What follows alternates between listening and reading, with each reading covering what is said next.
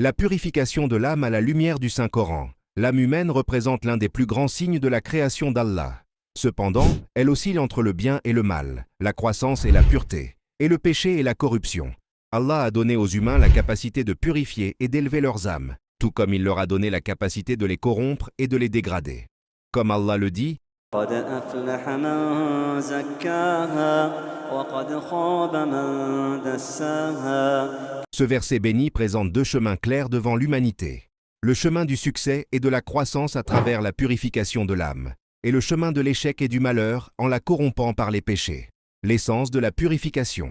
La purification consiste à nettoyer l'âme des péchés et des méfaits, le retrait, et à la nourrir avec des actes d'obéissance et de rapprochement envers Allah, l'ornement. Le processus de purification est comparable à la construction d'un bâtiment sur un terrain.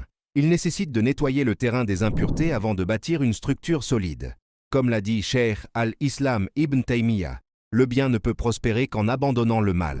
Celui qui désire purifier son âme doit d'abord la nettoyer des vices avant de la remplir de vertus. Le Coran est le lien entre la servitude et la purification. Le Saint-Coran relie la servitude à Allah en tant que Seigneur et la servitude à Allah en tant que Dieu dans le processus de purification. Allah dit إن كل من في السماوات والأرض إلا آتي الرحمن عبدا.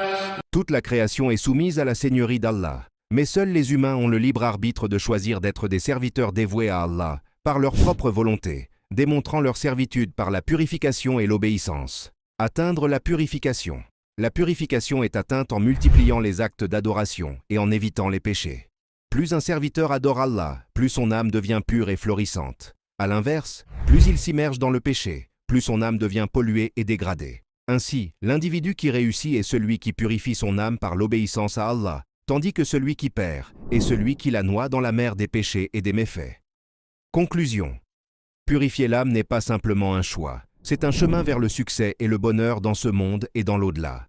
C'est une invitation d'Allah à ses serviteurs à vivre une vie pure, remplie d'obéissance et d'amour. À travers la purification, l'élévation spirituelle est atteinte, amenant l'individu à l'harmonie avec lui-même et avec son Créateur.